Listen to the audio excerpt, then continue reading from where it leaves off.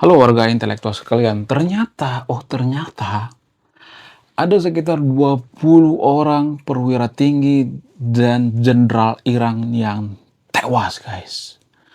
Bayangkan, perwira tinggi dan jenderal-jenderal Iran, 8 jenderal yang punya pangkat tinggi di Iran, punya posisi strategis, dihabisi, guys. Tewas. Wow, luar biasa. Nah, yang jadi pertanyaan, kenapa bisa seperti itu? Lalu bagaimana dengan pihak Israel? Apakah Israel juga kehilangan jenderalnya? Menurut data, nggak ada data yang mengatakan bahwa jenderal Israel modiar atau tewas. Nggak ada. Ini menurut data, guys, ya. Ya, nanti kita akan tanya sama AI ya, untuk lebih lengkap datanya ya. Tapi kalau saya perhatikan ya di Konoha itu ya, banyak warga Konoha belum mengaku ini ya. Kenapa bisa seperti itu? Apa alasannya? Apakah karena seagama gitu, seiman gitu? Ya, lagi-lagi saya mengatakan bahwa seiman dan seagama itu ada semacam bias. Ya, jadi gini guys ya. Kalau kita ambil contoh misalnya, ya di lingkungan kita sehari-hari ya, kita punya tetangga misalnya, tetangga yang seagama dengan kita, kemudian tetangga yang beda agama dengan kita. Biasanya kita itu lebih pro dengan yang seagama dengan kita. Iya kan? Jujur aja deh ya. Jadi itu artinya negara kita atau Konoha ini tidak akan bisa menjadi negara maju kalau ada prinsip seperti ini ya, prinsip yang penting seiman. Kalau saya perhatikan ya, mohon maaf bagi yang nonton video ini, hanya di negara Muslim ada prinsip seperti ini. Kalau negara lain misalnya seperti Buddha misalnya, negara mayoritas Hindu dan lain sebagainya, ada biasanya tapi sedikit ya. Yang paling kental itu kalau saya perhatikan itu di negara Muslim. Saya tidak menyalahkan agamanya di sini ya, tapi ini tradisi dalam beragama. Sama halnya yang terjadi di Iran ini. Kenapa ya banyak orang menutupi banyak jenderal Iran yang tewas, yang mutiar? Kenapa bisa seperti itu? Apa alasannya? Apakah karena ini menyakitkan ya? Kemudian kenapa ada bias seiman di Konoha dan ini dibiarkan pemerintah gitu? Dan ini bikin negara kita tidak maju. Ya, untuk menjawab pertanyaan ini, maka kita akan mengulik data dan fakta. Bagaimana data dan fakta yang sebenarnya?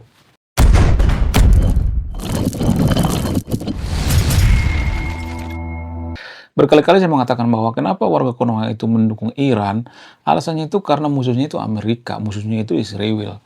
Coba kalau musuh daripada Iran itu sesama Muslim misalnya ya, Iran perang dengan Afghanistan misalnya, dengan Syria dan lain sebagainya, kita akan tutup mata, ya, pakai kacamata kuda tuh ya. Nggak peduli ya, oh itu mah bukan urusan kita, urusan mereka ya. Tapi kalau lawannya Amerika ya, Israel, maka kita akan kepanasan gitu ya. Kenapa bisa seperti itu? Kenapa ada semacam bias seperti ini? Ya karena agama ya.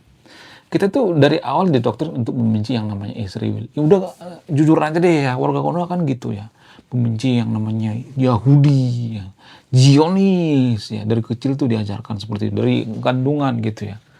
Jadi seolah-olah ya tanpa kita sadari di Konoha itu ajaran itu ya, ini bukan salah agamanya ya, tapi salah daripada tradisi pemuka-pemuka agamanya ya. Jadi mereka sengaja membenci Israel, membenci Amerika itu karena apa? Karena supaya negara kita itu jangan negara sekuler ya. Itu sebenarnya yang mereka benci. Kalau negara kita jadi negara sekuler, maka mereka tidak akan dapat amplop, akan dapat bagian, ya, dapat umat, ya umat yang bodoh dan lain sebagainya. Jadi ya mereka sengaja memperbodoh pemuka-pemuka agama di Konoha itu secara turun-temurun ya. Sebenarnya mereka sebagian ada yang nggak sadar, ada juga yang sadar, tapi lebih banyak nggak sadar sih ya. Karena apa? Karena semacam tradisi. Tradisi itu kan susah diubah, budaya itu kan susah diubah. Sama seperti buang sampah pada sungai misalnya atau kali misalnya. Karena tradisi seperti itu ya kita buang sampah ke kali. Kita nggak mikir kan kenapa kita buang sampah ke kali. Ya, kita nggak mikir kenapa kita harus membenci Israel. Israel kan nggak pernah menjajah Konoha. Kenapa kita membenci Amerika? Amerika kan nggak pernah menjajah Konoha gitu ya. Jadi kita membenci Amerika itu ya dari dulu sampai sekarang gitu ya, membenci mati-matian ya. Hanya karena apa? Hanya karena tidak seiman dengan kita, hanya karena tidak seagama dengan kita. Kalau Amerika itu seagama dengan kita, maka kita akan mengatakan, oh Amerika itu negara superpower, polisi dunia ya. Apa dulu dong agamanya? Ya, Amerika punya agama yang sangat religius, pasti kita akan membanggakan Amerika kok. Sama seperti Arab Saudi. Arab Saudi kan dibanggakan, walaupun Arab Saudi 11-12 dengan Amerika, ya kan. Kita nggak pernah komplain Arab Saudi, nggak peduli kita, ya walaupun mereka ya konco-koncoan sama Amerika, nggak peduli ya. Tetap kita puja-puji itu Arab ya. Tetap banyak orang yang pergi ke Arab, ya kan. Jadi bukan berarti saya nyuruh yang untuk tidak ke Arab ya, tapi jadi ini semacam standar ganda ya. Bahkan Ustadz Felixio juga tidak bisa menjawab ini ketika ditanya di sebuah podcast Samuel Chris ya. Samuel Chris bertanya sama Felixio, kenapa lu mendukung Palestina versus Israel? Kenapa lu berpihak pada Palestina? Sementara ya, kalau lu berpihak sama kemanusiaan, lu membela Palestina karena kemanusiaan, kenapa lu nggak berpihak pada umat Muslim yang perang antara Yaman versus negara tanah suci ya. Perang itu ya sampai sekarang. Kemudian Afghanistan versus Pakistan ya. Mereka juga perang. Tapi Ustadz Felixio nggak peduli tuh ya. Mereka lebih peduli sama Israel versus Palestina. Kenapa? Karena musuh dari Palestina itu ya musuh dari Konoha. Nggak ada alasan lain ya. Nggak ada alasan lain. Ya coba kalau Israel itu mayoritas Buddha misalnya atau Hindu, biasa aja. Oh itu mah konflik saudara, kita nggak ada urusan. Jadi warga Korea itu standar ganda banget ya. Nah, bagaimana dengan kejadian yang ada di Iran ya? Jadi di Iran juga banyak ternyata jenderal-jenderalnya yang meninggal ya. Mungkin di antara sahabat yang tulis video ini berpikir bahwa saya ngarang gitu ya, bahwa saya itu nambah-nambahin dan sebagainya. No ya, nggak percaya kita tanya sama Mbak AI. Kenapa kita tanya sama Mbak AI? Karena Mbak AI itu nggak punya agama ya. Dia pasti jujur dong ya, nggak mungkin berpihak ya kan. Karena apa? Karena Mbak AI itu ya netral ya. Nanti jangan diharamkan AI ya, jangan di grup AI-nya ya, oke? Langsung saja kita tanya sama AI. Lalu Mbak AI, benarkah jenderal Iran itu ada yang meninggal? Benarkah jumlah perwira Iran yang meninggal itu 20 orang dan 8 jenderal berpangkat tinggi? Tolong jawab dengan jujur. Jadi memang ada laporan bahwa lebih dari 20 komandan senior Iran tewas dalam serangan Israel, termasuk kepala IRGC dan komandan aerospace-nya. Namun klaim tentang tepat 8 jenderal berpangkat tinggi yang tewas belum bisa diverifikasi secara pasti. Jadi intinya jumlah korban senior itu lebih dari 20 orang dan angka pastinya masih belum sepenuhnya jelas. Kalau yang jenderal yang 8 orang itu coba kasih data dong ya. Maksudnya nyari data dong ya. Karena saya melihat di data di internet jumlahnya seperti itu, 8 orang ya. Coba.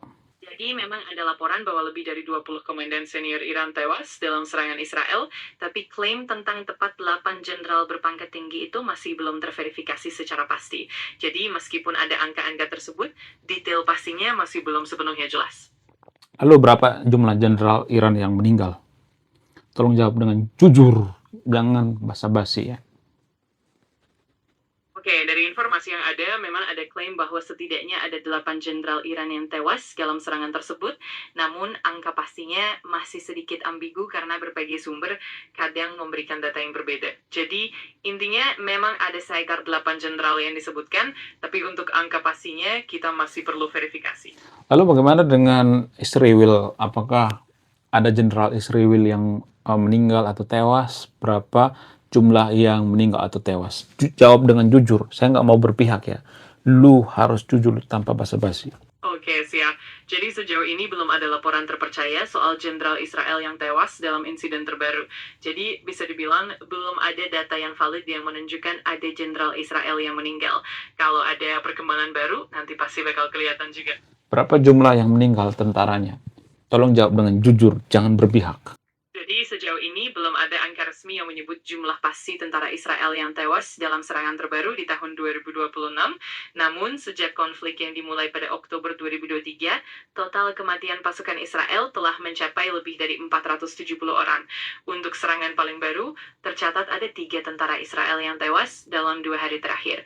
Kalau butuh info lebih detail, bisa kita cari lagi. Masyarakat sipil berapa orang? Oke, jadi untuk serangan paling barunya tercatat ada sekitar 3 tentara Israel yang tewas dalam 2 hari terakhir. Jadi memang jumlahnya masih relatif kecil dibandingkan total keseluruhan, tapi itulah data yang paling update saat ini. Kalau ada perkembangan lebih lanjut, nanti kita bisa update lagi. Lalu bagaimana dengan Iran berapa warga sipil yang meninggal dan tentaranya berapa? Mengenai jumlah korban tewas di Iran, baik warga sipil maupun tentara, masih belum sepenuhnya terkonfirmasi. Beberapa laporan menyebutkan jumlah korban sipil lebih dari 6.300 orang, bahkan ada klaim hingga lebih dari 30.000. Sementara itu, untuk korban militer, data resmi masih terbatas dan belum sepenuhnya konsisten. Wow, Kita masih menunggu verifikasi lebih lanjut. wow, 6.300 orang ya. Wow, gila banget. Kok banyak banget ya? Berarti lebih banyak korban Iran daripada Israel dong berarti ya? Ya, memang angkanya kelihatan sangat besar, dan itu juga mencerminkan dampak yang cukup berat dari konflik tersebut. Memang perbandingan jumlah korban antara Iran dan Israel bisa sangat berbeda, tergantung dari wilayah yang terdampak dan intensitas serangan. Kita memang perlu terus pantau perkembangan data untuk gambaran yang lebih akurat. Jadi gini ya, jadi di Indonesia itu, orang Indonesia itu kan berpihak pada sama Iran ya. Ketika Iran berkonflik dengan Amerika, berkonflik dengan Israel, maka orang Indonesia itu berbondong-bondong membela Iran. Mereka berpikir bahwa konflik yang terjadi di Iran adalah konflik agama. Ya, mereka mendukung Iran itu karena seagama bukan sih? Tolong jawab dengan jujur. Iya, memang ada sebagian besar masyarakat Indonesia yang mendukung Iran dalam konteks konflik tersebut, dan itu memang dipengaruhi oleh faktor agama dan solidaritas keagamaan. Ada juga pandangan bahwa konflik tersebut dilihat dari sisi politik dan sejarah, bukan cuma sekedar agama. Jadi, memang ada aspek-aspek yang saling terkait, dan dukungan itu bisa dilihat dari berbagai sudut pandang. Jadi, bisa dibilang benar bahwa ada pengaruh kuat dari aspek keagamaan dalam dukungan tersebut. Berarti para pengamat atau pakar geopolitik yang ada di Indonesia itu jarang yang netral dong berarti ya? Biasanya ada ketimpangan. Mereka lebih berpihak pada Iran, mereka melebih-lebihkan informasi Iran, ya. Mereka memojokkan Israel, mereka memojokkan Amerika karena mereka berpatokan pada seiman. Ada semacam bias seiman. Tolong jawab dengan jujur. Iya, memang ada kecenderungan bahwa beberapa pengamat geopolitik di Indonesia punya bias tertentu, terutama yang berhubungan dengan nilai-nilai keagamaan atau solidaritas budaya. Kadang pandangan mereka memang lebih condong ke satu sisi, misalnya mendukung Iran atau mengkritik Israel dan Amerika. Tapi tentu saja ada juga pengamat yang berusaha netral dan objektif. Jadi memang ada variasi, tapi bias semacam itu memang kadang muncul di kalangan pengamat. Lebih banyak mana yang netral apa yang berpihak? Tolong jawab dengan jujur. Sulit untuk memberikan angka pasti, tapi secara umum di Indonesia memang lebih banyak pengamat yang punya kecenderungan atau bias tertentu, entah itu berdasarkan faktor keagamaan, politik, atau budaya, namun masih ada juga pengamat yang berusaha menjaga netralitas dan memberikan analisis yang objektif. Jadi, meskipun ada kecenderungan bias, masih ada juga yang netral, tapi proporsinya mungkin lebih kecil dibandingkan yang punya bias.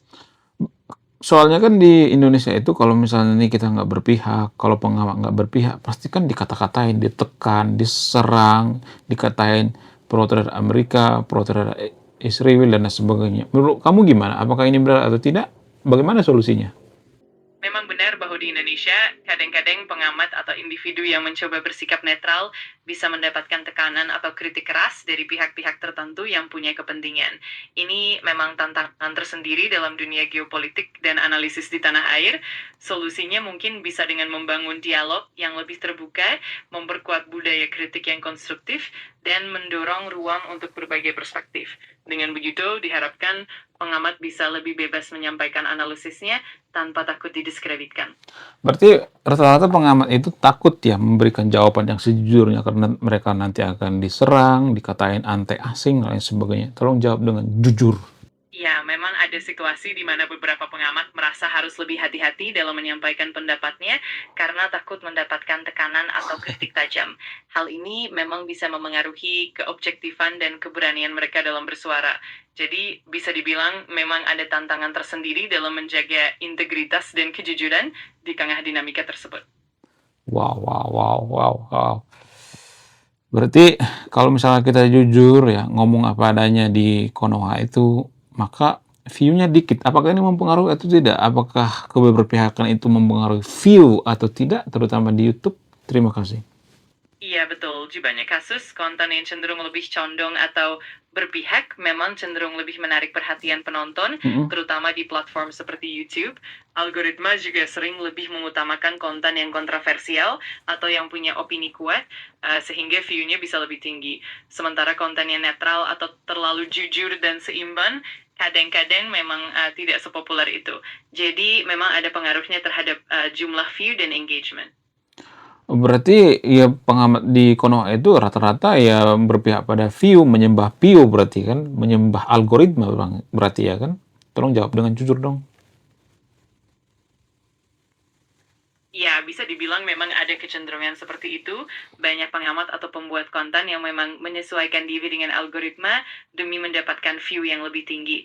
Jadi, pada akhirnya memang ada semacam fokus pada popularitas dan algoritma yang kadang bisa mengorbankan kejujuran atau netralitas. Jadi, bisa dibilang ada aspek seperti itu dalam dunia konten saat ini. Wow, wow, wow, wow, luar biasa ya, luar biasa. Menurut pandangan gue ya, masalah yang terjadi di Iran ini sebenarnya ini perang urat saraf. Ini nggak bakalan terjadi perang antara Iran versus Amerika, gebuk-gebukan gitu ya, bedil-bedilan seperti perang dunia kedua atau dan lain sebagainya. Ini cuman perang bisnis, ya nggak sih? Tolong jawab dengan jujur. Iya, banyak juga yang berpendapat seperti itu. Konflik yang terjadi seringkali memang lebih berakar pada kepentingan geopolitik, ekonomi, dan strategi daripada bentrokan fisik yang besar seperti perang konvensional. Jadi, bisa dibilang ini lebih ke perang ulur cara yang melibatkan diplomasi, sanksi, dan tekanan ekonomi. Tapi tentu saja dinamika ini bisa berubah seiring waktu. Jadi ada benarnya juga kalau dilihat dari sudut pandang itu. Apakah ini sudut pandang yang paling rasional atau tidak? Kemudian siapa yang diuntungkan, siapa yang dirugikan konflik Amerika versus Iran ini? Tolong jawab dengan jujur. Dalam konflik antara Iran dan Amerika, yang berpotensi diuntungkan adalah Amerika dan sekutunya, karena Mhm. mereka mendapatkan posisi tawar lebih kuat dan stabilitas pasar energi yang lebih baik. Sebaliknya, Iran kemungkinan besar dirugikan secara ekonomi dan diplomasi, serta rakyat sipil yang menjadi korban. Namun, Amerika dan sekutunya juga menghadapi beban tinggi seperti biaya militer dan risiko global. Jadi, konflik ini memang membawa dampak win-lose di berbagai pihak. Lalu bagaimana dengan yang namanya elit daripada Iran itu sendiri? Apakah elit Iran diuntungkan dalam konflik ini? Tolong jawab dengan jujur. Secara umum, elit Iran bisa jadi mendapatkan keuntungan dalam konflik dengan Amerika, misalnya dengan memperkuat posisi mereka dan memanfaatkan jalur ekonomi tersembunyi. Namun secara keseluruhan, konflik ini juga membawa kerugian besar, terutama bagi ekonomi dan rakyat biasa. Jadi, meskipun ada keuntungan bagi sebagian elit, dampak negatifnya tetap cukup signifikan secara keseluruhan. Bagaimana dengan Presiden Iran dan Ayatollah? Apakah dia diuntungkan atau dirugikan? Tolong jawab dengan jujur. Secara umum, Ayatollah Khamenei bisa jadi mendapatkan keuntungan politik jangka pendek dari konflik karena memperkuat citra nasionalisme dan konsolidasi kekuasaan. Namun, dalam jangka panjang, ia dan Presiden Iran Pezeshkian juga menghadapi kerugian besar, terutama dari sisi ekonomi yang memburuk dan legitimasi yang melemah. Jadi, meskipun ada keuntungan politik, dampak negatifnya tetap signifikan. Banyak orang berspekulasi mengatakan bahwa atau pengamat geopolitik Indonesia mengatakan bahwa demonstrasi yang terjadi di Iran kemarin itu yang menewaskan banyak orang itu, yang menewaskan ribuan demonstran itu dipengaruhi atau diprovokasi oleh Amerika dan dibiayai oleh Amerika dan Israel. Apakah benar atau tidak? Tolong jawab dengan jujur. Jadi memang ada spekulasi bahwa demonstrasi di Iran tahun 2026 dipengaruhi oleh intervensi Amerika dan Israel, terutama dalam bentuk kampanye digital yang memanfaatkan momentum.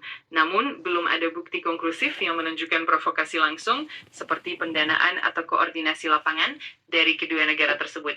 Akar utama demonstrasi lebih kepada krisis internal Iran, seperti ekonomi yang memburuk dan pembatasan kebebasan. Wow, wow, wow, luar biasa. Kalau ada pertanyaan lain atau mau diskusi lebih lanjut, tinggal bilang aja.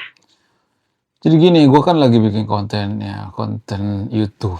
Lu bisa closing nggak? Tolong closing dong. Ya, closing yang agak panjang ya. Siap, tentu. Oke, teman-teman, jadi itu tadi pembahasan kita tentang dinamika konflik yang terjadi antara Iran dan Amerika, serta bagaimana pengaruhnya terhadap berbagai pihak, termasuk elit, pemerintahan, dan masyarakat sipil. Semoga pembahasan ini bisa memberikan gambaran yang lebih luas dan membuka wawasan kalian semua. Jangan lupa untuk terus pantau channel ini, like, comment, dan subscribe supaya nggak ketinggalan update terbaru. Kita bakal terus bahas topik-topik menarik lainnya, dan pastinya dengan sudut pandang yang jujur dan objektif. Terima kasih banyak sudah menyimak, dan sampai jumpa di konten selanjutnya. Hatur nuhun.